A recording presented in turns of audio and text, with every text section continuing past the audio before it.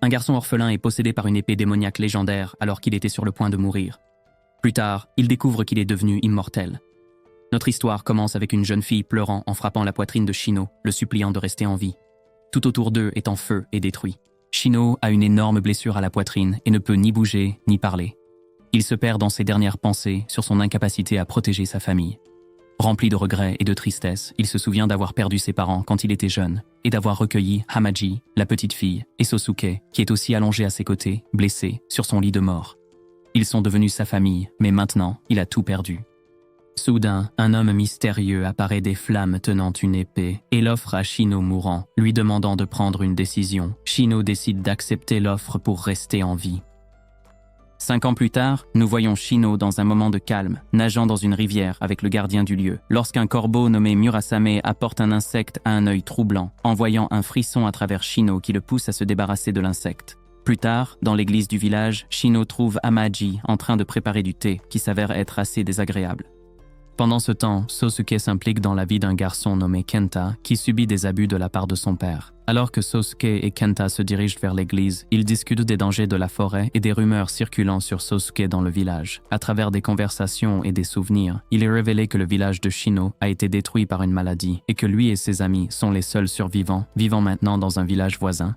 Après l'incident dans la forêt, où Kenta est sauvé par un amulette donné par Sosuke, Shino est convoqué par l'église centrale qui recherche Murasame. Lorsqu'il refuse d'y aller, une confrontation s'ensuit avec des figures encapuchonnées de l'église, se terminant par l'intervention du corbeau, Murasame. Le danger s'intensifie lorsque Kenta signale des disparitions dans la forêt et un esprit qui ressemble à Shino. Inquiet pour la sécurité de Kenta, Shino et Sosuke l'éloignent, mais leur avertissement est mal compris, menant à une confrontation et à l'abandon de l'amulette donnée par Sosuke. La tension atteint son paroxysme lorsque Hamaji trouve l'amulette et réalise que Shino s'est aventuré dans la forêt. Sosuke, transformé en chien, rejoint la recherche. La confrontation finale a lieu lorsque Shino et Sosuke affrontent l'esprit qui menace Kenta, révélant la capacité de Shino à transformer Murasame en épée. Après avoir sauvé Kenta, ils apprennent l'enlèvement de Hamaji par les 5 renards de la maison Ozaki, liés à l'église centrale. Avec la révélation que l'église centrale cherche à contrôler le pouvoir des 4 familles de sang, y compris Shino et Sosuke, les deux partent pour la capitale impériale à la recherche de Hamaji. Bien que Hamaji ait été enlevée, elle est en réalité traitée comme une invitée importante, avec toutes ses demandes satisfaites. À ce moment-là, nous rencontrons Kaname Ozaki, le responsable de l'enlèvement. Il dit à Hamaji qu'il a seulement besoin d'elle pour attirer Shino et Sosuke, donc il lui fournira tout le confort jusqu'à leur arrivée. Kaname mentionne avoir entendu dire que les femmes du village d'Otsuka étaient extrêmement belles. Hamaji répond que c'est vrai, et aussi que Shino s'habillait en femme et avait une beauté semblable à celle d'une poupée, car dans le village d'Otsuka, il était de coutume d'habiller les garçons en femmes jusqu'à ce qu'ils aient 15 ans. D'autre part, Shino et Sosuke arrivent dans la capitale et sont reçus par des envoyés de l'église. Ryo Satomi apparaît également, qui s'avère être l'homme qui a donné l'épée à Shino il y a 5 ans. Shino le reconnaît et dit à Sosuke que Satomi est l'un des 4 clans de bêtes. Satomi laisse Shino et Sosuke à un hôtel avant de partir en voiture. Shino en profite pour laisser sa veste à Sosuke et part explorer la capitale. En marchant, Shino entend des rumeurs sur un démon qui ne mange que des monstres et des esprits. En passant devant un temple, Kobungo Inuta apparaît, étant jeté hors du temple par Seiran et atterrissant sur Shino. Kobungo s'était disputé avec Seiran parce qu'il soupçonne qu'il retienne un homme nommé Genpachi à l'intérieur du temple. Le père de Kobungo arrive pour calmer la situation et, en voyant la marque sur le bras de Shino, s'intéresse à lui et l'invite à manger pour s'excuser de lui être tombé dessus. Pendant le repas, Kobungo demande à Shino où il habite, mais Shino dit qu'il ne se souvient pas. À ce moment-là, Murasame et Sosuke sous sa forme de chien arrivent à la recherche de Shino, qui en profite pour partir, laissant Kobungo payer toute la nourriture. Shino et Sosuke retournent à l'hôtel, avec Sosuke sous sa forme de chien, demandant qui était l'homme avec qui il était. Pendant ce temps, Seiran parle à son patron du démon piégé dans le temple, suggérant qu'il pourrait le libérer dans la ville puisqu'il ne mange que des esprits, mais avertissant qu'il pourrait être dangereux s'il commence à manger des humains. Nous voyons ensuite que le supposé démon est Genpachi Inukai, qui a une marque sur le visage, la même marque que Shino a sur le bras. Le lendemain, Shino se réveille dans sa chambre et trouve un grand chien blanc qui s'avère être lié à Satomi, également présent. Satomi est surpris que le prix que Shino a payé pour utiliser Murasame ne soit pas le vieillissement. Il explique que l'esprit Murasame est extrêmement puissant, comparable au pouvoir d'un dieu, et que le prix de ce pouvoir est probablement la vie de Shino. Tous deux invoquent leurs esprits et sont sur le point de se battre sur le champ. Juste à ce moment-là, Sosuke arrive pour calmer la situation et ils finissent par manger ensemble sans problème. Pendant ce temps, Kobungo s'inquiète pour Genpachi, qui s'avère être le fiancé de sa défunte sœur, Nui Inuta. Nous voyons un souvenir de Genpachi et Kobungo ensemble au milieu d'une tempête de neige, où ils ont apparemment réussi à survivre à une confrontation. De retour avec Shino, Sosuke et Satomi, ils arrivent tous à l'endroit où se trouve Hamaji. En la voyant, Hamaji lance une chaussure au visage de Shino pour avoir pris si longtemps, mais l'embrasse ensuite. Kaname apparaît pour les saluer et Shino le réprimande pour avoir enlevé Hamaji. Cependant, Kaname répond qu'il l'a seulement invité, tout comme il l'a fait avec Shino et Sosuke, et les invite à l'intérieur pour profiter d'un banquet. Hamaji, en voyant Satomi, le trouve familier. Plus tard, tout le groupe profite d'une promenade dans le quartier, mais ils sont observés par un insecte contrôlé par Seiran, qui découvre que Shino a l'essence d'un esprit. Seiran torture Genpachi en utilisant des insectes pour révéler sa véritable nature démoniaque. Pendant ce temps, Kaname est en train de boire quand Hamaji apparaît, qui l'invite à le rejoindre, mais elle refuse l'offre. Kaname exprime sa préférence pour la compagnie de Hamaji et son inquiétude d'être laissée seule si elle part avec Shino. Pendant ce temps, Shino lit dans sa chambre quand Sosuke entre, et après le bain, Shino sèche les cheveux de Sosuke.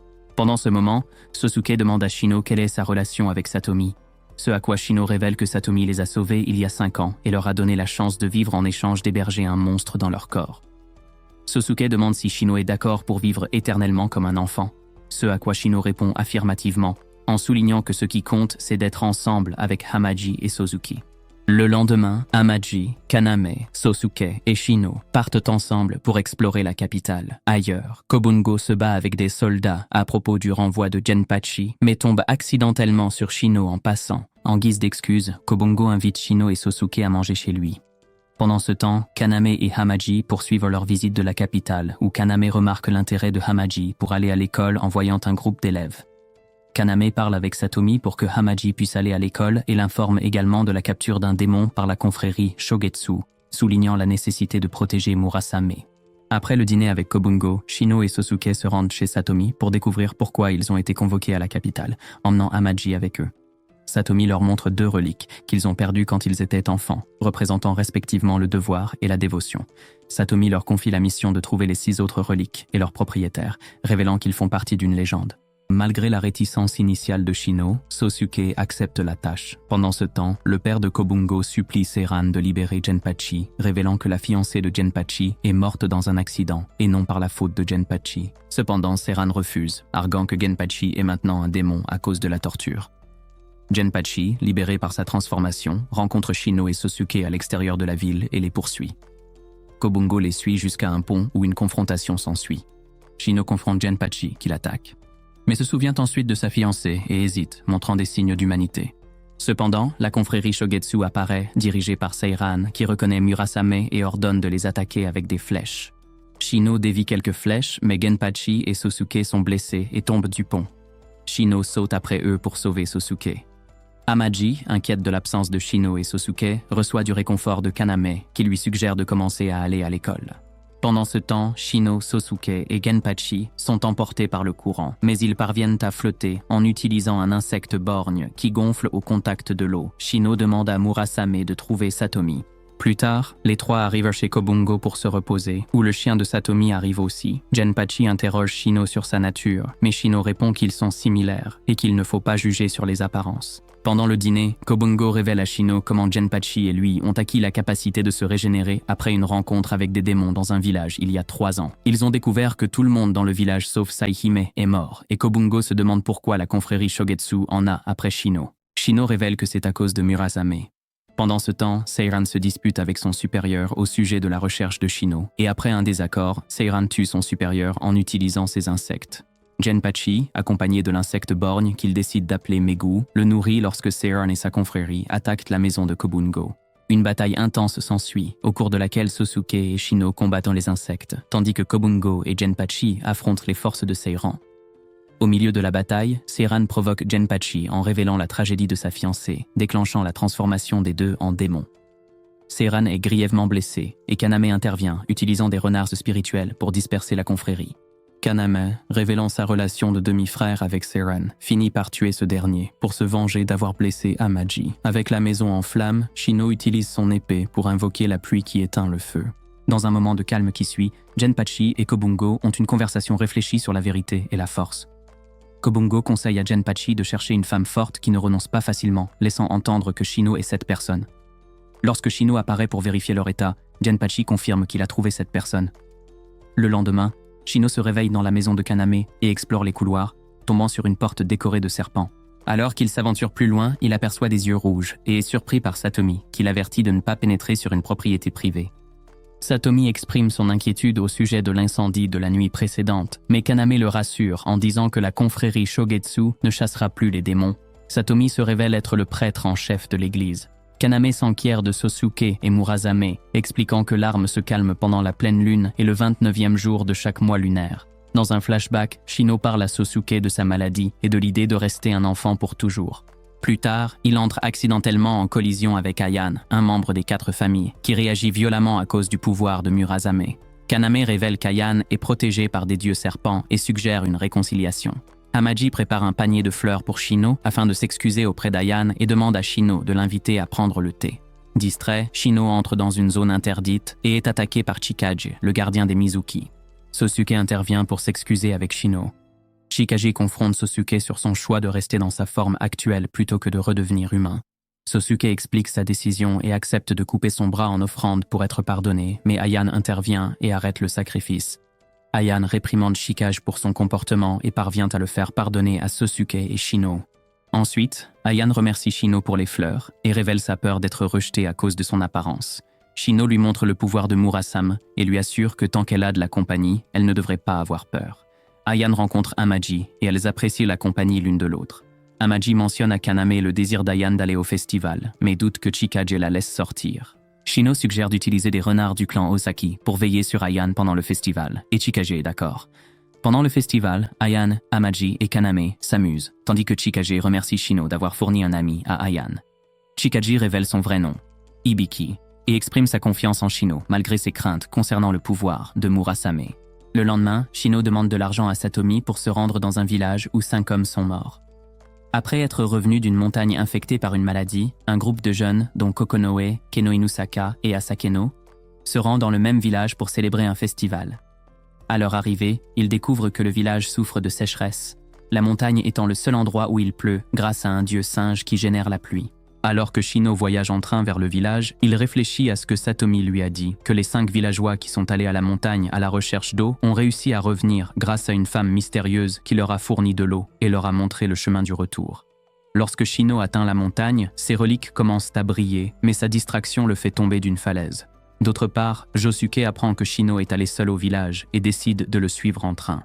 Par coïncidence, il rencontre Kobungo et Genpachi, donc les 3 décident de voyager ensemble. Revenant à Shino, il se réveille de sa chute et réalise qu'il a perdu la bille de Josuke. À ce moment-là, le dieu singe apparaît, qui s'avère être énorme. Shino demande de l'aide pour trouver la bille perdue, mais le dieu singe lui donne un morceau d'or à la place. Bien que ce ne soit pas ce qu'il attendait, Shino le remercie pour le geste. Josuke arrive avec les 2 autres, et Genpachi demande pourquoi il est seul sur la montagne. Mais quand Shino était sur le point d'expliquer qu'il était avec le singe géant, celui-ci a déjà disparu. Tout le monde décide de se diriger vers le village, mais ils sont arrêtés dès leur arrivée. Dans le village, ils rencontrent Takane Saiki, la doctoresse et nonne chargée de prévenir la propagation d'une possible maladie. Elle leur raconte comment les 5 villageois descendus de la montagne ont commencé à se décomposer progressivement, montrant des os et ressemblant à des cadavres vivants. Ils rencontrent également Joji Sakuraba, l'assistant médical d'Akane, qui fait un rapport sur la situation du groupe de Shino. Akane rend visite au groupe de Shino, se présente et les informe qu'ils doivent subir des tests sanguins pour vérifier la maladie qui inquiète le village. Joji arrive ensuite, reconnaissant Genpachi et Kobungo comme d'anciens camarades du conflit dans le nord. Pendant que les médecins prélèvent du sang du groupe de Shino, Asakeno observe de l'extérieur et est choqué de voir Josuke, qu'il prend pour un homme qu'il avait tué, lui et sa famille, des années auparavant. Le lendemain, Akane libère Shino et ses amis après avoir confirmé qu'ils n'ont aucune maladie et elle leur propose un hébergement dans la chambre de l'église. Pendant ce temps, Asakeno parle à Kokonoe, lui disant qu'il a trouvé le coupable qui lui a tout pris, à savoir Josuke. Plus tard, alors que Shino se promène dans la forêt du village, Asakeno essaie de lui parler, mais la présence de Kobungo le fait renoncer et il se retire.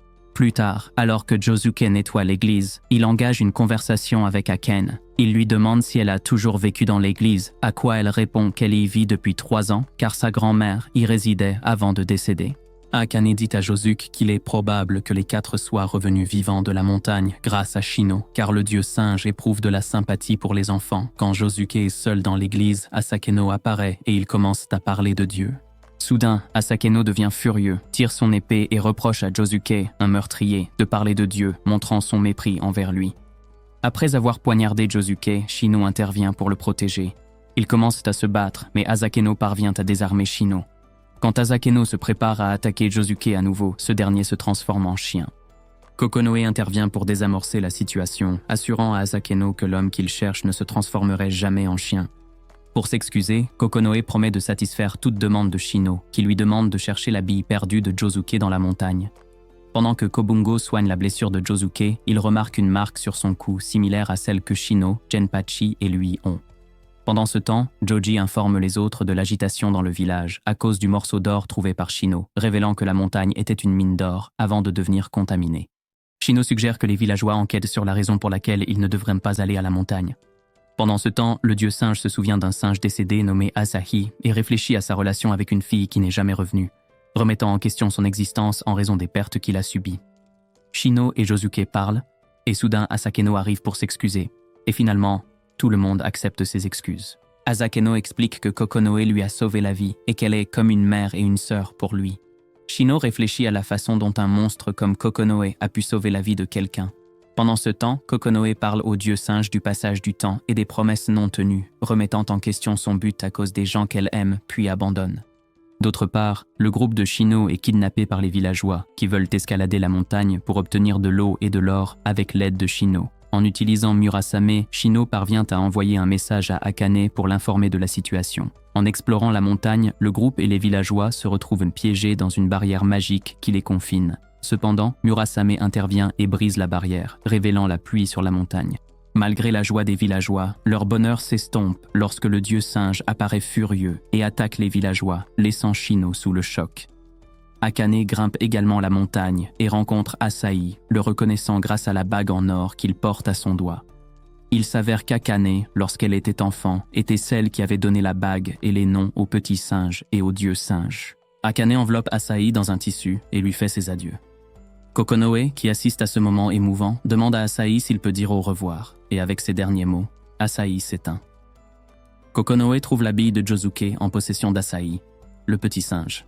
Shino, utilisant Murasame, parvient à empêcher tout le monde d'être emporté par l'inondation causée par le dieu singe. Ils engagent une discussion jusqu'à ce qu'Akane arrive pour calmer la situation, s'excusant pour son retard et s'adressant au dieu singe par le nom qu'elle lui a donné, Shinonome. Kokonoe apparaît également pour rendre la bille de Josuke à Shino. Les autres présents demandent à Akane de parler à Shinonome pour l'empêcher de détruire la montagne, mais elle refuse, arguant qu'il n'est pas nécessaire de partager l'or et l'eau avec des humains avides. Cependant, elle exprime sa joie de pouvoir revoir Shinonome, car lorsqu'elle est revenue au village après être devenue médecin, elle était déjà adulte. Ces mots parviennent à calmer Shinonome, qui arrête la tempête. À la tombée de la nuit, les villageois confrontent Akane au sujet des personnes disparues sur la montagne, mais elle et le groupe de Shino ignorent les accusations. Plus tard, Genpachi et Kobungo se transforment en démons pour invoquer une tempête et faire pleuvoir sur le village. Enfin, le groupe de Shino retourne à la capitale en train, laissant derrière eux les événements du village de montagne. Un souvenir refait surface où un homme au bord de la mort à cause du froid est sauvé par une voix mystérieuse qui questionne son désir de vivre. Il répond qu'il n'a pas encore pu retrouver sa sœur, à qui il a promis de revoir, et souhaite passer le reste de ses jours avec elle. Revenant au présent, le groupe de Shino monte dans le train pour la capitale. Alors qu'ils cherchent leur siège, ils découvrent que l'homme qu'ils ont vu plus tôt est leur compagnon de compartiment. Tandis que Suzuki se dirige vers un autre wagon à la recherche d'une boisson, Shino reste discuter avec l'homme, nommé Dusetsu Inuyama. Soudain, il commence à pleuvoir, et Shino remarque que ce serait bien s'il commençait à neiger. Alors qu'il termine sa phrase, pour une raison quelconque, il commence à neiger. Cependant, le calme est interrompu lorsqu'un homme ivre apparaît, causant des problèmes. Shino le met dehors, ce qui fait que Megu et Susuke arrivent et le trempent, le transformant en un insecte géant qui écrase l'ivrogne. Ils continuent le voyage en paix, mais Dusetsu est complètement stupéfait de voir Megu. Pendant ce temps, Amaji est très inquiète parce que Shino n'est pas encore revenu. À ce moment-là, elle a un vague souvenir de son enfance quand quelqu'un l'a appelée par un autre nom. Mutsuki. De retour dans le train où voyageait le groupe de Shino, un moine monte à une station et sent l'odeur d'un monstre. Le moine avance à travers les wagons jusqu'à atteindre le compartiment de Shino où il fait inexplicablement froid. Le moine est sur le point d'attaquer, mais de Dousetsu émerge un esprit de glace qui gèle le moine. Shino reconnaît l'esprit comme étant Dousetsu, qui se fait appeler Yukihime.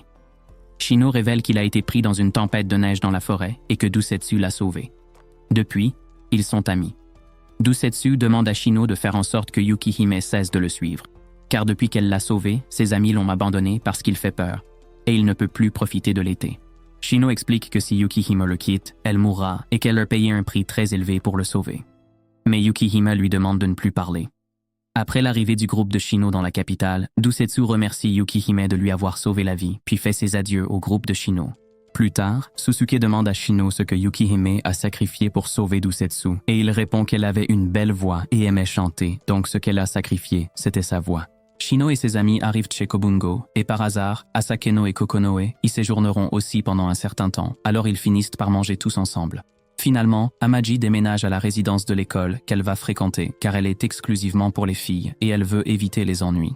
Kaname lui demande pourquoi elle veut aller dans cette école, et elle répond que son objectif est de devenir médecin pour trouver un remède à la maladie originale de Shino, lui permettant de redevenir humain. Pendant ce temps, Satomi réprimande Shino pour ce qui s'est passé dans le village touché par la sécheresse. Il s'avère que bien que Genpachi et Kobungo aient réussi à faire pleuvoir, ils ont aussi provoqué des inondations et des dégâts à certaines maisons. Après avoir emménagé dans la résidence scolaire, Hamaji demande à Shino de lui apporter quelques livres qu'elle a oubliés. Cependant, comme les hommes et les animaux de compagnie ne sont pas autorisés dans l'école, il devra prétendre être la sœur cadette de Hamaji. À la tombée de la nuit, Shino entre dans l'école, tandis que Susuke attend à l'extérieur. Pendant ce temps, dans la chambre de Hamaji, Suzuku Magae apparaît, qui se trouve être sa colocataire. Les deux se lient rapidement d'amitié. Plus tard, Murasame arrive à la fenêtre de Hamaji pour l'informer que Shino l'attend dans le jardin. Alors elle s'y rend. Hamaji et Shino se rencontrent, discutent un moment. Il lui remet les livres, puis il quitte l'école. Cependant, dans un tournant inattendu, Shino est attaqué par quelque chose d'inconnu, ce qui le fait crier et pousse Susuke à partir à sa recherche. Le lendemain, chez Kobungo pendant le repas, Shino raconte que la nuit précédente, il a vu un fantôme qui s'est avéré être celui d'une poupée. Il essaie de le dessiner pour illustrer son apparence, mais finit par dessiner une peluche à la place, provoquant les rires de tous les présents. Pendant ce temps, Hamaji rencontre Ruri Kobayakawa, qui l'avertit d'être plus prudente la prochaine fois qu'elle sortira la nuit, car un gardien rôde à ces heures-là. Intrigué, Hamaji demande plus tard à Suzu à propos du gardien, qui mentionne que personne ne l'a vu, mais qu'elle a senti sa présence. D'autre part, Shino et Susuke sont persuadés par Asakeno d'aller à l'école sous le prétexte de protéger Hamaji du fantôme, bien qu'ils soient en réalité motivés par la curiosité. Alors, quand la nuit tombe, les trois enquêtent à l'école. Mais à ce moment-là, le fantôme apparaît, correspondant exactement au dessin de Shino. Le fantôme reproche à Shino et Asakeno d'avoir amené des animaux à l'école et essaie de les punir avec des rayons. Susuke s'excuse, expliquant qu'il voulait seulement assurer la sécurité de Hamaji, mais qu'ils font maintenant confiance au fait qu'elle a un gardien. Finalement, tout se résout pacifiquement. Le lendemain, Suzu félicite Hamaji d'avoir de bons amis qui se soucient vraiment d'elle, suggérant qu'elle n'a peut-être pas besoin de tant de protection. Confuse, Hamaji répond que Suzu est sa première amie et lui demande de ne pas dire des choses étranges. Cependant, lorsque Ruri invite Hamaji à manger ensemble, elle refuse l'offre, déclarant qu'elle mangera avec sa colocataire. Cette déclaration déroute Ruri, qui révèle que Hamaji n'a pas de colocataire. Alarmé, Hamaji se précipite dans sa chambre et rencontre la peluche fantôme. Quelque temps plus tard, Satomi confie à Suzuki la tâche d'agir en tant que prêtre dans l'église. Tandis que Shino l'observe accomplir ses devoirs, il est abordé par Kohaku, une jeune femme aux yeux dorés. Après avoir engagé une brève conversation, Kohaku tente de quitter l'église, se sentant indigne de recevoir une bénédiction. Cependant, Shino l'arrête en lui prenant la main et, tout en lui donnant un talisman, lui accorde sa bénédiction. Plus tard, alors qu'Asakeno marche, il tombe sur un individu suspect. Il poursuit la personne, convaincu qu'il s'agit de celle qu'il recherche. Mais à ce moment-là, Genpachi apparaît, distrayant Asakeno et permettant au suspect de s'échapper. D'autre part, à la tombée de la nuit, nous découvrons que Kohaku se sent indigne en raison de son travail dans un bordel. En revenant à Asakeno, il converse avec Kokonoe et se remémore le moment où il était au bord de la mort. L'individu qui ressemble à Suzuki a assassiné toute la famille d'Asakeno, volé l'épée de son père et lui a cruellement arraché le cœur alors qu'il était encore vivant. Malgré cela, Asakeno, avec ses dernières forces, a réussi à blesser l'attaquant à un œil avec son épée. Revenant au présent, Shino traverse la maison de Kobungo en courant et croise accidentellement Asakeno pendant qu'il s'entraîne avec son épée, manquant de peu de le blesser. Suzuki arrive peu après, et après avoir discuté un moment, Asakeno lui demande s'il a des frères et sœurs. Suzuki hésite car il a peu de souvenirs de son enfance. Cependant, Shino sent la présence d'une autre entité dans le corps d'Asakeno. À ce moment-là, Kokonoe arrive et Shino remarque que son cœur ne bat pas. Kokonoe révèle que lorsqu'elle a trouvé Asakeno, il était encore en vie malgré l'absence de son cœur. Intriguée, elle a décidé de transplanter son propre cœur dans le corps d'Asakeno. De plus, elle montre l'une des sphères que Shino recherche, identifiée comme la sagesse. Le lendemain, Kohaku se réveille heureuse après avoir rêvé de ses frères et sœurs, mais sa joie s'estompe rapidement lorsqu'elle commence à cracher du sang, indiquant qu'il lui reste peu de temps à vivre. Peu après, l'individu ressemblant à Susuke apparaît pour la voir et lui propose un marché. Si elle lui donne ses yeux dorés, il lui accordera une semaine de vie supplémentaire. Pendant ce temps, des nonnes font travailler Susuke à la restauration d'une église. Pendant ce temps, Shino rencontre Genpachi et Asakeno dans l'un des quartiers de la capitale. Soudain, Murasame sent la présence d'une ombre, et peu après, l'individu nommé Ao apparaît, identique à Suzuki. Ao ignore Asakeno et dit à Shino qu'il est content de le revoir, regrettant que Shino ait coupé les longs cheveux qu'il avait autrefois. De plus, il lui dit que s'il souhaite devenir plus fort, son désir sera exaucé. Ces mots surprennent Shino car ce sont les mêmes qu'il a dit à Suzuki il y a des années. Ao assure Shino qu'ils se reverront avant de disparaître. Genpachi demande à Shino s'il connaît cet individu, mais Shino répond qu'il ne le connaît pas, bien qu'il semble le connaître. Alors que la nuit tombe, Shino demande à Satomi ce qui s'est passé et s'interroge sur les souvenirs de Suzuki. Satomi révèle que Suzuki a perdu la moitié de son âme et Kao est cette moitié manquante, ainsi que ses souvenirs. Pendant ce temps, Asakeno décide de partir à la recherche d'Ao, qu'il observe depuis un toit. À ce moment-là, nous voyons Kao a un des yeux dorés de Kohaku. Ao converse avec une fille mystérieuse qui semble l'avoir sauvé dans le passé et exprime son appréciation pour Shino, justifiant la prise d'un des yeux de Kohaku parce que Shino aimait ses yeux. Le lendemain, chez Kobungo, Asakeno confronte Shino pour obtenir des informations sur Ao, mais Shino le nie. Genpachi intervient pour calmer le différend. Kobungo devient nerveux en voyant Asakeno, qui porte également une marque similaire aux autres. Shino réalise qu'il rassemble indirectement toutes les marques. Shino et Susuke vont à l'église en cours de restauration et rencontrent Kohaku qui révèle sa situation dans le quartier des plaisirs et sa famille. Les nonnes révèlent que Kohaku a été vendue au quartier des plaisirs quand elle était enfant. Pendant ce temps, Shino reçoit la visite de Satomi, ce qui amène Shuichi à croire qu'ils ont une relation étroite. Shuichi emmène Shino dans le quartier des plaisirs dans le cadre d'un piège où Kohaku est menacé. Shino essaie d'intervenir mais est grièvement blessé par Shuichi. Murasame se transforme et dévore Shino. Plus tard, lorsque la police militaire est appelée, Genpachi arrive et trouve Kohaku en train d'embrasser Shino au milieu d'une mare de sang. Genpachi emmène Shino, qui semble mort, mais ses blessures commencent à guérir. Cependant, Satomi arrive avec son chien géant pour emmener Shino et Susuke. En apprenant ce qui s'est passé, Susuke, Genpachi et Satomi vont voir Shino, qui réagit et demande de la nourriture. Shino explique qu'il était définitivement mort, mais grâce à Murasame, il a pu revenir à la vie, et il prend la situation à la légère, ce qui agace Susuke, qui le gifle, et lui reproche de ne pas prendre ce qui s'est passé au sérieux. Plus tard, lorsque Genpachi et Susuke quittent la maison de Satomi, Murasame commence à perdre le contrôle à nouveau. Shino décide de prendre une douche pour se détendre, et finit par s'endormir. Pendant ce temps, Kohaku prie à l'église pour la guérison de Shino, lorsque Susuke arrive pour la rassurer, l'informant que Shino va bien. Ils conversent tous les deux, et Kohaku exprime ses remords d'avoir menti à Shino et causé sa souffrance. Elle veut rendre le talisman que Shino lui a donné, mais Susuke l'assure que s'il le lui a donné, il n'est pas nécessaire de le rendre. Kohaku se sent soulagé de réaliser que Susuke et Ao peuvent se ressembler, mais qu'ils sont complètement différents en personnalité. Avec cela, elle rentre chez elle, se sentant plus à l'aise. Quant à Shino, Satomi le trouve endormi dans la salle de bain, mais quand il se réveille, il est complètement possédé par Murasame et subit une transformation, revenant à son apparence naturelle. Shino, assoiffé de sang, attaque Satomi qui, conscient de la situation, décide de laisser Shino le consommer pour le calmer. Nous voyons comment Kohaku se transforme progressivement en démon. En arrivant chez elle, elle est accueillie par son amie Chitose. Mais bientôt, elle ressent une envie intense de sang et perd le contrôle, dévorant son amie dans une frénésie. Le lendemain, Kanemi apporte des vêtements propres à Satomi, ce qui semble d'abord être un geste étrange, mais Satomi explique ensuite ce qui s'est passé et le changement que Shino a subi. D'autre part, Kohaku rêve de son passé. Après avoir été vendue par sa famille à l'âge de 8 ans, elle n'a jamais eu à s'inquiéter de la faim ou du froid dans le quartier des plaisirs. Cependant, en atteignant l'âge adulte, elle a été forcée de satisfaire les désirs de tous les clients. En se réveillant, elle réalise avec horreur qu'elle a tué sa seule amie, mais bientôt, elle ressent à nouveau un intense besoin de sang. Shino, Kobungo et Genpachi vont rendre visite à Satomi et Genpachi en profite pour lui dire qu'il a enquêté sur Kohaku et découvert son passé. Au début, ils pensaient que cela n'avait aucun lien avec Shino, mais ensuite, ils ont trouvé le cadavre de Shitos et Kohaku a disparu.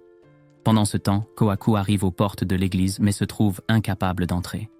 Susuke réalise que Kohaku n'est plus humaine et s'excuse car il ne peut pas la sauver puisqu'il a conclu un accord pour continuer à vivre. Juste à ce moment-là, Satomi arrive et, en voyant la scène, demande à Kohaku pourquoi elle voulait continuer à vivre. Kohaku répond qu'elle voulait rencontrer Satomi car il était la seule personne qui savait ce qui s'était réellement passé dans son village natal. Lorsqu'elle demande pourquoi il n'a pas pu sauver les villageois, Satomi explique que lorsqu'il est arrivé au village, tout le monde avait déjà été tué, sauf une personne, Saihime. Kohaku commence à se transformer en réfléchissant à la façon dont, grâce à Shino, elle a pu aspirer à des souvenirs heureux, même s'ils étaient faux, mais qu'une personne comme elle devrait disparaître. À ce moment-là, Shino apparaît, et Kohaku le reconnaît sous sa forme adulte. Shino dégaine son épée et révèle à Kohaku que, malgré un corps indestructible, il craint toujours la mort et se souvient de la douleur de sa maladie. Shino lui demande si elle a peur, mais Kohaku répond qu'elle craint davantage de devenir un monstre. Shino s'approche d'elle et lui dit qu'elle n'est pas un monstre, mais aussi belle qu'un ange. Ces mots apportent la paix à Kohaku, et avec cela, Shino utilise Murasame pour lui offrir une mort rapide et paisible. Ensuite, Shino se sent coupable de ce qui s'est passé, mais Suzuki arrive pour le consoler. Suzuki va chercher du thé, et à son retour, il trouve Shino endormi, ayant repris son apparence enfantine. Satomi est convoqué par le conseil des anciens de l'église centrale, qui a pris connaissance de ce qui s'est passé avec Shino dans le quartier rouge. Ils déduisent que Shino possède l'immortalité, car il n'a pas changé d'apparence en 5 ans et a également été ressuscité. Par conséquent, ils obligent Satomi à appeler et à amener Shino. Le lendemain, alors que Shino se promène dans la capitale, Ao apparaît et le conduit dans une ruelle. Ao demande à Shino pourquoi il le déteste autant, car il est aussi Susuke. Il lui dit que 5 ans auparavant, alors qu'il descendait une montagne et s'abritait de la pluie, Shino a vu qu'ils avaient la même marque et a déclaré qu'ils étaient frères dans des vies antérieures. Ao prouve qu'il a les souvenirs de Susuke, ce qui fait hésiter Shino, mais il se demande pourquoi Ao a arraché le cœur d'Asakeno. Ao répond qu'il en avait besoin, car il a un corps incomplet avec presque toutes les parties appartenant à Susuke. Il a pris des parties de différentes personnes, y compris le cœur d'Asakeno et l'œil de Kohaku. Ao avertit Shino que lorsqu'il aura rassemblé toutes les parties, il viendra le chercher. Sans que Shino ne s'en aperçoive, Ao met la main dans la poche de Shino. Ensuite, Shino se sent confus, et à ce moment-là, Susuke arrive avec lui. Shino demande s'il se souvient de ce qu'il lui a dit quand ils sont descendus de la montagne il y a 5 ans dans leur pays natal, mais Susuke répond qu'il ne s'en souvient pas, ce qui attriste Shino. Kobungo apparaît et demande à Shino pourquoi il est déprimé, ce à quoi il répond que ce n'est rien et continue de marcher. Susuke révèle à Shino qu'il mentait, que Shino lui a dit qu'ils sont frères, mais Susuke s'est senti embarrassé de s'en souvenir. Shino embrasse Susuke en pleurant. Quand Shino et Susuke retournent chez Kobungo, les renards de Kaname les informent qu'ils recherchent Shino et ont emmené Kaname et Hamaji pour le trouver. Alors que Kaname rencontre Hamaji à l'église centrale, Shino et Susuke tentent de forcer l'entrée, mais rencontrent une barrière si puissante que même le chien géant de Satomi ne peut la franchir. Après avoir réfléchi à comment le surmonter, Murasame brise accidentellement la barrière. En s'empalant dessus, Shino infiltre l'église centrale et rencontre Lilith, qui reconnaît Murasame. Une confrontation s'ensuit dans laquelle Shino se défend, mais est piégé par le sort de Lilith. Il parvient à se libérer en utilisant Murasame pour créer une brume et s'échapper. Il se cache ensuite sous la robe de prêtre de Satomi, qui le protège lorsque Lilith le cherche. Finnegan apparaît et, ne trouvant pas Shino, ils arrêtent la recherche. Shino réussit à sauver Hamaji. À la tombée de la nuit, Asakeno, Genpachi et Kobungo se rassemblent et découvrent qu'ils partagent non seulement les mêmes marques, mais que chacun d'eux a aussi une petite balle avec un mot écrit dessus. Shino arrive et, en voyant les 3 autres balles, essaie de récupérer la sienne, mais se rend compte qu'Ao a volé la balle de Susuke. Pendant le dîner, ils révèlent une légende liée aux balles. 8 guerriers ont combattu aux côtés d'une princesse nommée Fusajim pour sceller l'esprit maléfique d'une femme nommée Tamazusa qui avait dévasté le pays à l'intérieur de son corps. Les guerriers ont perdu la vie et Fusajim, avec l'âme de Tamazusa en elle, s'est transpercé la poitrine avec une épée, ce qui a conduit à l'apparition des 8 boules dans l'au-delà. Selon la légende, les 8 guerriers renaîtront et se réuniront un jour, tout comme Fusajime, pour réaliser leurs désirs. Shino, Susuke et Genpachi vont chez le fabricant de poupées Imamura pour récupérer un ensemble de poupées pour les membres éminents de l'église. En se dirigeant vers la maison, ils rencontrent un vieil homme appréciant les fleurs et entendent également la voix d'un enfant chantant au cerisier. Confus, il continue vers la maison, où il rencontre Daikaku et Hinaginu, les enfants du fabricant de poupées. Pour une raison étrange, le fabricant de poupées avait disparu sans finir les poupées. Shino exige que Daikaku, son héritier, termine les poupées, mais il refuse, disant qu'il ne peut pas capturer l'expression de la poupée. En colère, Shino marmonne pour lui-même en traversant le jardin arrière, où un enfant lui lance une balle décorée à la tête et lui dit de laisser Daikaku tranquille.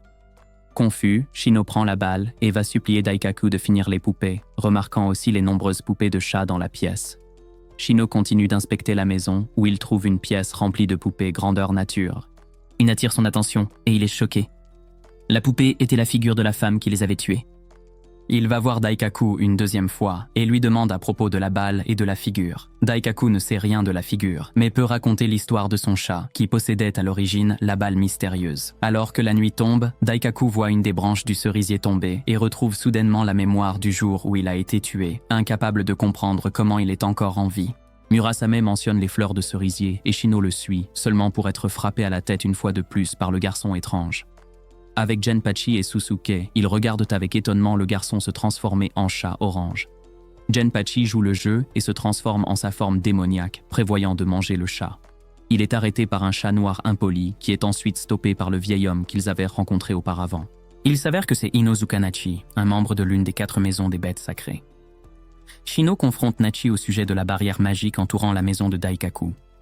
Pendant ce temps, le jeune garçon s'enfuit et Shino le poursuit. Daikaku reste dans la pièce, se remémorant lentement le jour de son meurtre. Shino confronte le garçon et réalise qu'il est le chat de Daikaku. Le garçon tombe d'un cerisier car ses demandes incessantes de fleurs avaient commencé à peser sur la forêt. Shino restaure la forêt à son état d'origine en brisant la barrière, et le garçon commence à craindre le retour du tueur qui avait essayé de tuer Daikaku. Daikaku réalise que son père est en fait mort et que l'homme qui l'a tué viendra aussi pour lui. Quand l'homme a tué Daikaku, son chat lui a donné la perle d'étiquette, ce qui l'a maintenu en vie. Il se demande maintenant comment il est encore en vie. Un étranger soudain leur rend visite, répétant sans cesse « Daikaku est mon fils ». Daikaku manque de le manger, mais le garçon chatte le sauve. Satomi vient pour découvrir ce qui s'est passé et les gronde de ne pas avoir apporté les poupées plus tôt. Shino montre à Satomi la poupée de son assassin, mais Satomi l'endort soudainement et efface sa mémoire. Quand Daikaku voit Satomi porter Shino, il imagine soudainement le visage de la poupée et retourne la compléter. La poupée est terminée et ils commencent leur voyage de retour. Daikaku mentionne qu'ils déménageront aussi à la capitale. Shino est contraint d'enseigner aux enfants à lire et à écrire à l'église, où la plupart des enfants le rejettent. Les enfants sortent jouer parce que Shino n'était jamais allé à l'école non plus, et il reste avec une fille qui lui demande de lui lire un livre. Shino se rend compte qu'elle est aveugle et il le mentionne à Susuke. En réfléchissant à cela, Shino rencontre le propriétaire de la pâtisserie qui lui donne des échantillons gratuits et lui demande son avis. Il suggère des petits pains au curry et au fromage, ce que le propriétaire trouve être une excellente idée. De retour à l'église, Shino reste avec la fille et lui lit une histoire sur un oiseau. Le propriétaire de la pâtisserie arrive à l'église le lendemain et permet à Shino d'essayer les nouveaux échantillons, qui s'avèrent être un grand succès. Shino apprend que la fille s'appelle Kao et, alors qu'il écrit son nom sur le sol, les autres enfants s'intéressent à l'écriture. Un enfant se met en colère et gâche l'écriture et à cause du tempérament de Shino, il reçoit une gifle. Shino retourne à la pâtisserie pour demander au propriétaire la nouvelle recette, mais sa famille l'accueille et se dirige rapidement vers l'hôtel familial. Plus tard, Susuke et Shino découvrent que le propriétaire du magasin est mort depuis plus d'1 mois et que le magasin est en faillite. Mais Shino parvient à les sauver en mentionnant les recettes qu'il a mystérieusement aidé le propriétaire à créer dans ces derniers jours. Pendant ce temps, Shino parle à nouveau au garçon dur et lui montre qu'il peut en fait être une personne vraiment gentille, comme son nom le définit. Shino et Susuke partent, et plus tard, on voit Kao tomber sur l'autre Susuke. Il sourit et lui tapote la tête. Nachi retourne à la capitale et rend visite à Satomi, qui lui parle de quelqu'un qui élimine des esprits dans un village et que le coupable porte une épée et a un œil doré. Shino, qui est également présent, sait déjà qui est le coupable et veut en savoir plus. Satomi mentionne un incident de chasse aux esprits dans le village de Musashi, qui est en ruine à cause de la mort de la divinité régionale de l'endroit. Shino décide d'aller à Musashi, convaincu qu'il y trouvera le coupable. Pendant ce temps, Genpachi est envoyé par l'armée pour enquêter sur les morts à Musashi. Au sanctuaire de la divinité, il rencontre une femme nommée Yana qui lui parle de la divinité du village, qui a 2 vies et dont l'une est scellée dans le sanctuaire. Shino, Esosuke et Kobongo arrivent au village et Genpachi les accueille à la gare. Genpachi explique qu'il y a eu 8 décès inhabituels la semaine dernière, et les gens blâment la divinité, Yana, qui se trouve être la femme au sanctuaire. Yana a 2 gardiens, Takenobu et Saki, et elle ne pourra pas recevoir de visiteurs avant la semaine prochaine. Il révèle aussi que le chien de Yana est mort ce matin. Le groupe décide d'infiltrer le sanctuaire. Sosuke se transforme en chien et entre. Yana, en le voyant, l'accueille à bras ouverts, réconforté par sa présence depuis que son chien, Kuma, est mort ce matin. Yana montre à Sosuke le sceau sur sa jambe, indiquant qu'elle est dans le sanctuaire à cause de ce sceau. Le lendemain matin, Shino cherche Ao, croyant qu'il est dans le village. En même temps, certains villageois provoquent une agitation au sanctuaire, exigeant que Yana fasse quelque chose à propos des décès. Yana, attristée et traitée comme moins qu'humaine, tombe à genoux en pleurant et le sceau sur sa jambe se détache, incapacitant le groupe de villageois, sauf un. Shino trouve Ao dans la forêt et le confronte. Kino, suivant Ao pour se venger, apparaît également et une confrontation féroce s'ensuit. Shino essaie de les séparer et intervient, mais Ao le frappe, le rendant inconscient, puis blesse Kino à la poitrine. Ao révèle que les parents d'Inusaka lui ont tout pris et il promet de récupérer ce qui lui revient de droit, y compris l'épée qu'il porte. Ao amène Shino. Inusaka arrive au village pour raconter ce qui s'est passé et trouve Sosuke dans le sanctuaire avec Yana. Sosuke découvre que Yana se fige et ne se souvient de rien lorsque le sceau quitte son corps, ne revenant qu'après que les actions ont été effectuées. En apprenant que le véritable propriétaire de Sosuke est arrivé, Sosuke se précipite vers la porte et rencontre Kango, découvrant que Shino a été enlevé et qu'il lui a caché l'existence d'Ao. Shino se réveille dans une cabane dans la forêt. Ao révèle qu'il a éliminé l'autre réceptacle de la divinité régionale pour contrôler la divinité, montrant le sceau sur son bras. Sosuke, avec le katana de Kino, est en route pour sauver Shino. Ao veut prendre l'autre sceau qui est avec Yana pour éveiller pleinement le pouvoir de la divinité, croyant qu'elle est épuisée par son temps dans le sanctuaire. À ce moment-là, Sosuke apparaît. Shino essaie de l'empêcher, craignant la confrontation imminente entre eux. Shino tente de dissuader Sosuke de se battre, conscient des conséquences incertaines de tuer Ao, ce qui pourrait entraîner la mort de Sosuke. Malgré ses efforts, Shino ne parvient pas à les séparer. Ao exige qu'ils choisissent entre eux, une décision impossible pour Shino car il les considère indivisibles. La situation s'aggrave lorsque Ao coupe le bras de Sosuke, blessant gravement Shino dans le processus. La rage de Shino déclenche l'aura de Murasame et le sceau sur le bras d'Ao réagit, se libérant de lui. Yana se transforme en dragon et le combat continue dans le sanctuaire. Pendant ce temps, la princesse Yana surprend Takenobu et Saki en train de se disputer au sujet du sceau sur sa jambe, qui apparemment est lié au meurtre dans le village. Surprise par cette révélation, elle rencontre Genpachi et se dirige vers la forêt. Dans la forêt, l'autre Yana explique à Shino et Sosuke qu'ils étaient à l'origine un seul, mais ont été séparés par les humains, l'un emprisonné dans la terre et l'autre scellé dans un humain. Yana révèle que son autre moitié souffre dans le sanctuaire, et la princesse Yana souhaite mourir pour les actions de son homologue. Shino et Inukawa retournent à l'auberge où ils découvrent la gravité de la blessure au bras de Sosuke. Pendant ce temps, Ao révèle son plan d'absorber des esprits pour égaler la puissance de Murasame. Genpachi invite Shino au sanctuaire le lendemain pour une affaire urgente. Takenobu et Saki sont préoccupés de ne pas pouvoir présenter Yana à l'événement de l'oracle en raison de sa mauvaise humeur. La princesse Yana réfléchit à la façon dont les gens la perçoivent uniquement pour la divinité en elle. Le lendemain, lors de la consultation de l'oracle, Shino rejoint Takenobu et Saki lorsqu'ils sont informés d'un problème sérieux avec la princesse Yana. Il découvre que son corps est couvert d'écailles, indiquant sa détérioration. Malgré son état, la princesse est déterminée à remplir ses devoirs. Takenobu et Saki la supplient de ne pas abandonner, la considérant comme leur sœur et seule famille. Shino réalise qu'il ne peut pas aider à moins que la princesse Yana n'exprime un désir. Sosuke réfléchit à la difficulté qu'il doit y avoir pour elle de renoncer à son rôle de gardienne. Lorsque la princesse Yana fait face aux villageois, il la presse de résoudre les meurtres au lieu d'exaucer des souhaits. Genpachi intervient et l'emmène dans un endroit calme pour exprimer son désir. Finalement, la princesse Yana révèle son souhait de devenir uniquement Yana. Genpachi amène la princesse Yana devant Shino, qui accepte son souhait. Il libère Yana de son corps et les deux entités fusionnent, ce qui fait disparaître les écailles de la princesse Yana. Elle décide de se reposer dans un nouveau réceptacle, proposant Shino comme candidat, mais il refuse car il a déjà Murasame. Pendant ce temps, Shino propose de faire d'Ao son vaisseau, et Yana accepte, menaçant d'éliminer Sosuke. Shino s'y oppose fermement, promettant de le protéger. Sosuke découvre qu'Ao a volé son bijou, ce qui a motivé sa poursuite. Avec tout résolu, Shino demande à Kobungo de faire travailler Takenobu, Saki et Yana à l'auberge pour commencer une nouvelle vie. Kobungo est d'accord et assure qu'il a envoyé une lettre à la mère de Shino. Shino discute avec Amaji, Sosuke, Conan et les renards à propos de la réprimande de Satomi pour le joyau. Nachi arrive à la recherche de son chat spirituel, Kaede, qui a disparu. Shino accepte de l'aider à la chercher, sachant qu'elle aime la vieille ville. Kaede se cache de la princesse démon, Kokonoe, et rencontre un mangeur d'ombre qui consomme son ombre. Genpachi la trouve et est soulagé de l'avoir retrouvée. À Yoshinoya, Shino remercie la mère de Kobungo d'avoir accepté que Takenobu, Saki et Yana travaillant là-bas. Alors qu'il parle, Kaede révèle son mécontentement de partager le manoir avec d'autres esprits et de sa perte de pouvoir à cause du mangeur d'ombre. Shino lui assure que son ombre reviendra avec la pleine lune. Shino parle à Kaede des gemmes qu'il recherche et dit qu'elle peut aider à les trouver, mais qu'il a besoin de sa forme complète. Shino décide de les chercher tandis que Kaede réfléchit à la force de Shino et à ses préoccupations concernant le pouvoir croissant d'Aoi avec le joyau de Satomi. Plus tard à l'auberge, Shino et les garçons se détendent lorsque Daikaku apparaît, révélant qu'il a déménagé dans la capitale avec sa sœur. Kaede informe Shino que Daikaku a aussi un joyau, bien qu'il n'en connaissait pas l'importance. Il s'avère que tout le monde dans la pièce a un joyau, sauf Satomi, dont le joyau est avec Aoi. Maintenant, Shino a 2 gemmes de plus à trouver, complétant 6 sur 8.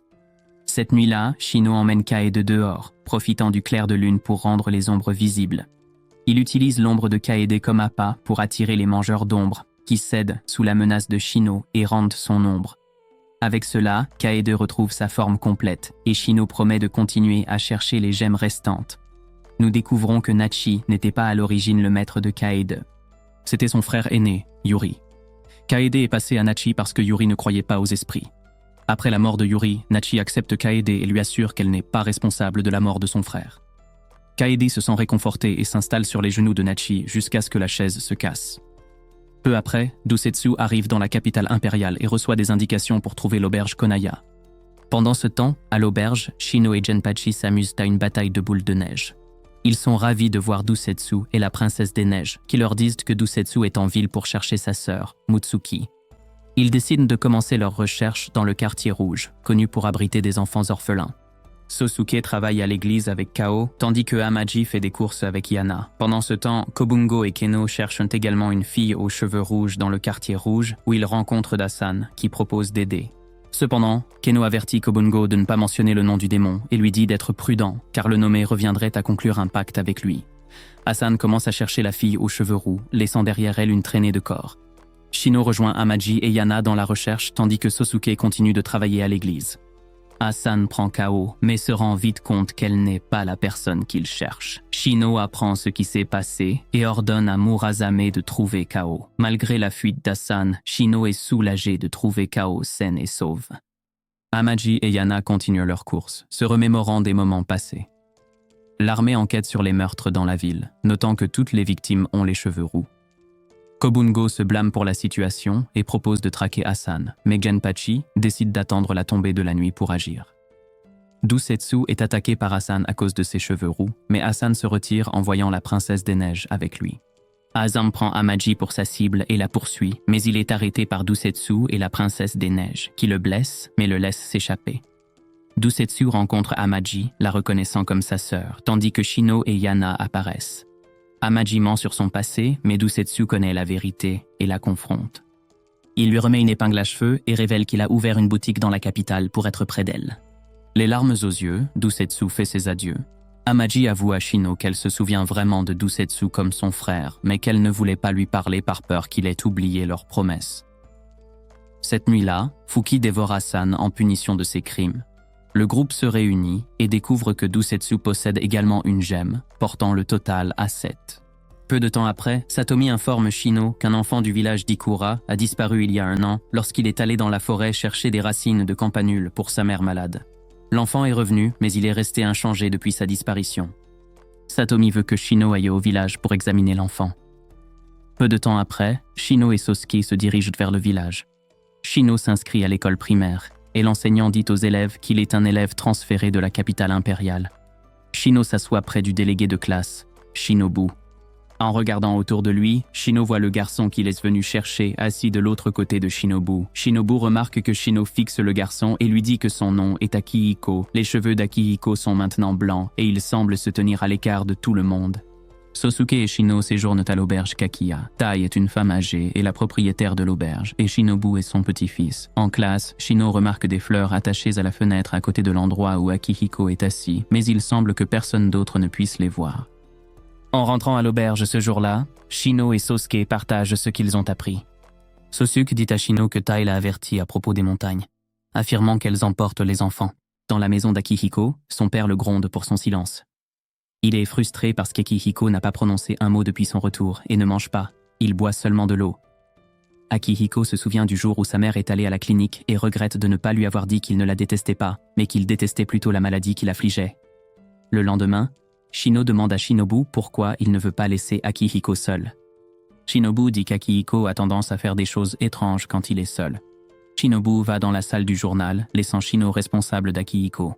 Alors qu'ils sont assis, des plantes surgissent soudainement du sol et tentent d'engloutir Akihiko, mais il leur dit qu'il ne peut pas les suivre et les plantes disparaissent immédiatement. Ce même jour, le moine Shudai, que Shino et Sosuke ont rencontré dans le train, arrive à l'auberge. Shudai est surpris de trouver Sosuke et Shino là et dit immédiatement à Tai de se débarrasser des enfants. Cependant, Tai dit qu'elle ne peut pas parce qu'ils sont là à la demande de Satomi. Frustré, Shudai commence à placer des talismans tout autour de la maison. Shinobu dit à Shino que Shudai est une bonne personne parce qu'il lui a sauvé la vie une fois et qu'il continue de venir le voir parce qu'il s'inquiète pour lui. Peu après, la mère d'Akihiko décide de quitter la clinique pour rendre visite à son fils à la maison. Elle ne l'a pas vu depuis longtemps et pense qu'il est déjà rétabli. Pendant ce temps, Shino et Sosuke se dirigent vers les montagnes. Ils demandent à Shinobu comment s'y rendre et Shino lui dit qu'il a quelque chose à vérifier dans les montagnes. Peu après, la mère d'Akihiko arrive à la maison pour trouver son fils dans le jardin, assis seul dans le froid. Shino, Sosuke et Shinobu sont également en route vers les montagnes. Shino révèle qu'elle veut voir les campanules parce qu'elles ne fleurissent pas à cette période de l'année et elle croit qu'Akihiko est allé les chercher pour aider sa mère malade. On dit que les fleurs ont des effets curatifs pour la toux et cela doit être la raison pour laquelle il est allé les chercher. Dans le village, Akihiko se tourne vers sa mère et prononce enfin quelques mots. Il est ravi de voir sa mère et la serre fort dans ses bras. Le père d'Akihiko voit cela et les prend tous les deux dans ses bras. Akihiko demande à sa mère comment va sa maladie et elle répond qu'elle n'est plus malade et qu'elle n'a plus besoin des fleurs. Sur la montagne, Shino, Sosuke et Shinobu sont étonnés de découvrir que les campanules fleurissent hors saison. Ils peuvent entendre les fleurs dire qu'elles ont tenu leur promesse. À ce moment-là, le corps d'Akihiko se transforme en poussière alors qu'il tient sa mère. Shino, Sosuke et Shinobu trouvent le corps d'Akihiko parmi les fleurs. Les fleurs révèlent que le dernier souhait d'Akihiko était d'envoyer des fleurs à sa mère. Après les événements avec Akihiko, Shino et les autres rentrent chez eux, où Shinobu dort pendant plus d'une semaine. À son réveil, la première chose qu'il mentionne est sa faim, ce qui est typique pour Shudai et Tai, qui sont habitués à son sommeil prolongé. Shinobu révèle qu'il a 22 ans, bien qu'il ait toujours l'air d'un enfant. Il se souvient avoir disparu dans les montagnes à l'âge de 6 ans et avoir été retrouvé par Shudai 10 ans plus tard sans aucun souvenir de cette période. Shino remarque que Shinobu a aussi la même marque de naissance qu'eux. Pendant ce temps, quelqu'un détruit une barrière dans la forêt, provoquant s'inquiéter de la tache de naissance sur le bras de Shinobu. Plus tard, Shudai révèle qu'il y a des rumeurs sur un être dans les montagnes qui prend des enfants malheureux, comme Shinobu qui a été enlevé il y a 16 ans lorsqu'ils ont trouvé sa mère morte. Shudai l'a sauvé et l'a élevé comme son propre fils. Une nuit, Shinobu se lève soudainement et est entouré d'oiseaux. Un esprit de licorne, Natsumi, est avec lui. Mais avant qu'il ne puisse intervenir, le Tengu l'emporte, affirmant qu'il est son fils. Shudai, Sosuke et Shino commencent à suivre le Tengu. Shinobu se réveille dans la montagne, se remémorant un rêve dans lequel un Tengu nommé Kagetsu dit à son frère Hazuki que Shinobu est maintenant son fils. En se réveillant, il voit Hazuki qui révèle que Kagetsu est décédé. Shino et Sosuke atteignent l'entrée de la montagne, mais rencontrent une barrière. Avant que Murasame puisse la briser, Ayo apparaît, révélant qu'il est en mission différente et avertissant que la princesse va contrecarrer leur plan pour rassembler les 8 gemmes. Pendant ce temps, sur la montagne, Shinobu est choqué d'apprendre la mort de Kagetsu et retrouve ses souvenirs perdus, se rappelant les soins que Kagetsu lui a prodigués. De retour à l'auberge, Shudai survit à une chute d'une falaise, mais il décide de le ramener chez lui. Tei révèle que Shinobu est le fils d'un Tengu, expliquant sa nature sauvage. Hazuki révèle à Shinobu que Kagetsu n'est pas complètement mort et rencontre plus tard Ayo dans la forêt, où ce dernier révèle son désir d'obtenir le joyau de Shinobu. Hazuki permet à Ayo de prendre le joyau, mais Ayo emmène Shinobu là où se trouve le corps de Kagetsu, le trouvant apparemment vivant mais inconscient. Ayo propose de restaurer la vie de Kagetsu en échange du pouvoir qu'il a donné. Shinobu est sur le point d'accepter quand Hazuki intervient et est attaqué par Ayo. Shino intervient et est grièvement blessé. À ce moment-là, la blessure de Shinobu brille et le joyau tombe, tandis que les 7 autres joyaux commencent à briller. Ayo s'approche de Shinobu et Hazuki, mais Hazuki ramasse rapidement le joyau. Ayo lui dit de ne pas revenir sur leur accord, car il était censé avoir accès en échange de briser la barrière. Tengu crée une attaque de vent et frappe Ayo, permettant à Hazuki de s'échapper avec Shinobu. Ayo confronte Kagetsu et suggère qu'il est responsable d'avoir caché le joyau à l'intérieur du corps de Shinobu. Plus tard, Hazuki donne à Shinobu la moitié de sa force vitale pour l'empêcher de mourir. Shinobu se réveille et se sent coupable de la mort de Kagetsu, mais Hazuki le réprimande pour penser ainsi. Soudain, il réalise que la montagne est en feu, allumée par Ayo, qui essaie de les forcer à sortir au grand jour. Il tente de s'échapper, mais tombe sur Ayo. Il exige que Hazuki remplisse sa part du marché, mais Hazuki refuse, ce qui mène à un combat entre les deux. Ayo blesse Hazuki, mais Hazuki parvient à créer une barrière de feu autour d'Ayo, leur donnant le temps de s'échapper. Pendant ce temps, Shino et Sosuke se dirigent vers la montagne et voient des animaux courir vers la montagne et le feu. Hazuki dit à Natsume d'éloigner Shinobu de la montagne pour le garder en sécurité. Malgré la résistance de Shinobu, Natsume l'attrape et commence à voler. Shinobu se débat avec Natsume jusqu'à ce qu'ils finissent par tomber du ciel, mais ses ailes s'activent et l'aident à atterrir doucement. Hazuki se dirige vers le corps de Kagetsu, déclarant que c'est leur destin de devenir humain, ce qui fait que le corps de Kagetsu se transforme en poussière. Puis il tombe à genoux, prêt à mourir quand Ayo apparaît. Ayo se moque de Hazuki pour être devenu faible à cause d'un enfant, mais Hazuki répond que c'est le devoir d'un parent de faire des sacrifices pour ses enfants. Shinobu, quant à lui, considère maintenant la montagne comme sa maison et est prêt à la protéger. Il active son énergie éolienne pour essayer d'éteindre le feu. Au milieu de tout cela, Shino et Sosuke apparaissent et Shino assure à Shinobu qu'ils peuvent aider. Ils utilisent leur capacité pour aider à éteindre le feu et peu après, le feu est complètement éteint. Natsume apparaît et est heureux de voir que Shinobu est sain et sauf. Ensemble, ils montent la montagne pour trouver Hazuki, mais ne voient que des traces de liquide rouge sur le sol, supposant qu'Hazuki est mort. Shinobu pleure pour Hazuki, mais Shino lui assure qu'il a pu le protéger et sauver la montagne, ce qui compte pour quelque chose d'important. Ailleurs, Ayo livre le corps de Hazuki à la princesse, qui semble avoir utilisé un certain type d'eau pour le guérir et effacer ses souvenirs. Pendant ce temps, Shinobu décide de suivre Shino et Sosuke jusqu'à la capitale impériale pour traquer Ayo. Il révèle qu'il a le dernier joyau avec lui. Shino réalise qu'ils ont maintenant rassemblé les 8 gemmes, tandis que Sosuke remarque qu'il ne voit rien à travers son œil gauche, mais choisit de ne pas le mentionner. Peu de temps après, le trio arrive dans la capitale où Shino sent que quelque chose ne va pas avec Sosuke. Il se dirige vers le Yoshinoya, où Shinobu séjournera et récupère le joyau, se remémorant l'histoire des 8 chiens et croyant que la princesse se réveillera bientôt pour exaucer des vœux.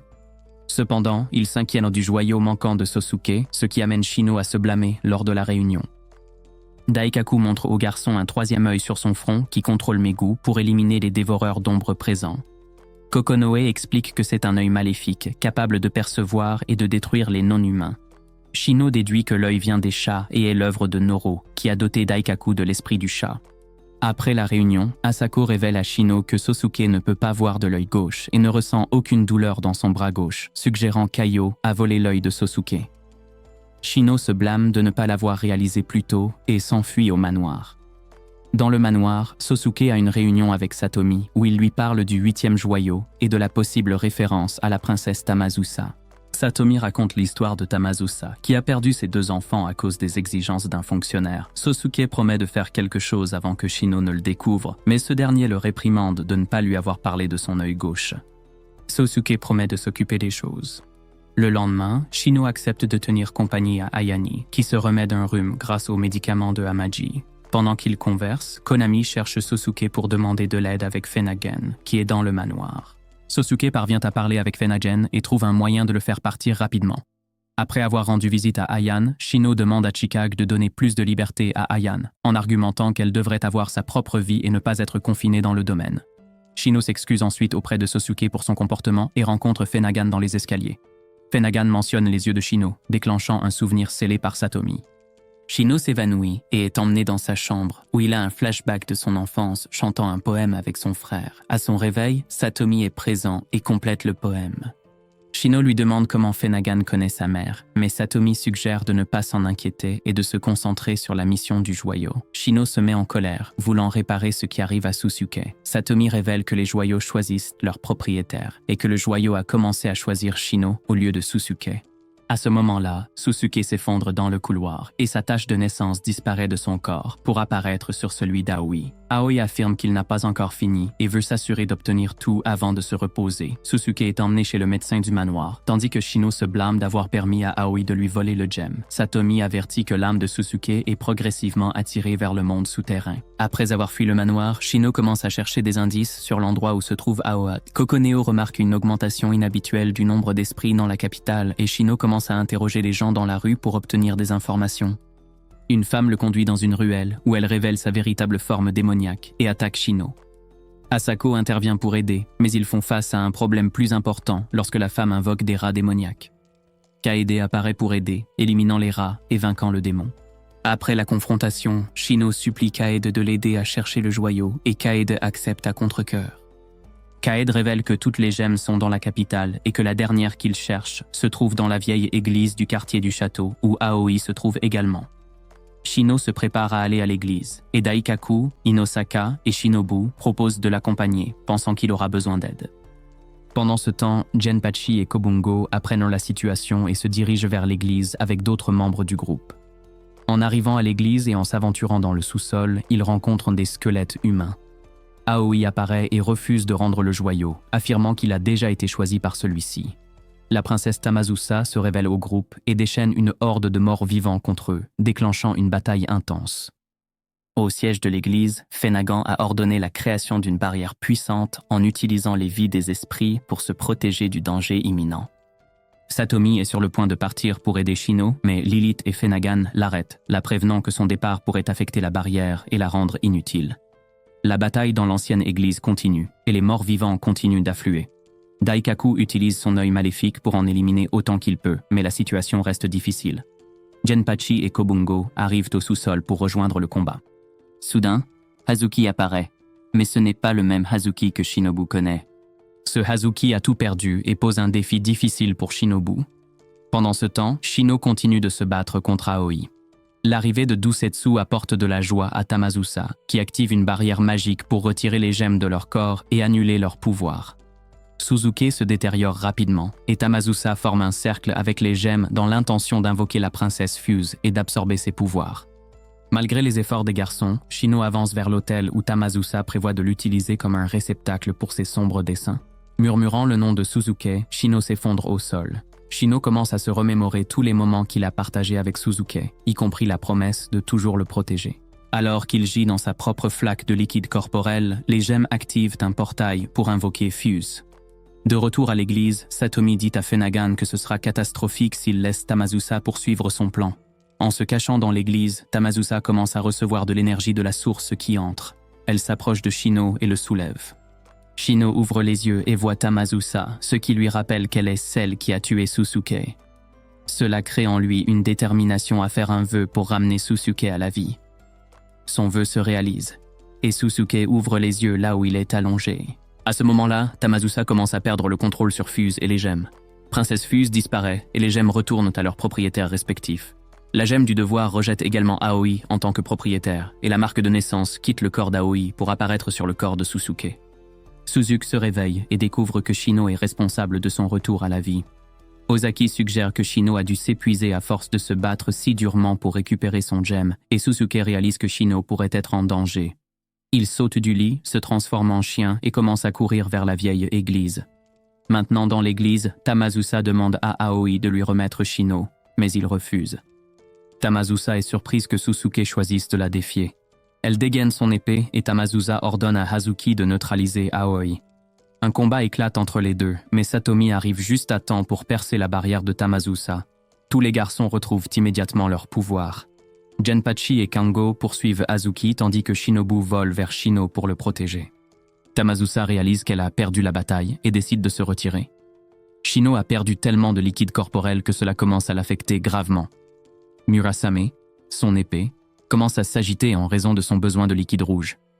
Murasame commence à consommer Shino et se transforme en sa forme géante et terrifiante, une image visible de loin à travers la ville. Kango, Genpachi et Shinobu essayent de contrôler Shino, mais il semble être hors de contrôle. Aucun d'eux ne peut résister à la force et à la puissance de Murasame. Au milieu du chaos, Susuke arrive et crie à son ami de l'écouter. Bien que Shino semble incapable d'entendre à cause du bruit, Murasame le contrôle. Murasame attaque Susuke sans relâche, mais il n'est pas prêt à abandonner. Susuke s'avance vers Murasame en murmurant le nom de Shino.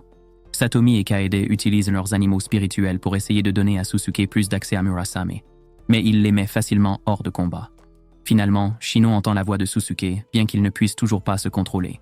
Il dit à Susuke de fuir et de le laisser seul, mais Susuke n'est pas prêt à le faire. Il rappelle à Shino la promesse qu'il lui a faite à Amaji, qu'il serait toujours là pour le protéger. Murasame ouvre la bouche et est sur le point de dévorer Susuke, mais Shino crie fort et parvient à l'arrêter, reprenant le contrôle de Murasame. Shino revient à son état normal et Susuke le saisit rapidement. Le reste du groupe apparaît également et entoure les deux pour voir comment va Shino.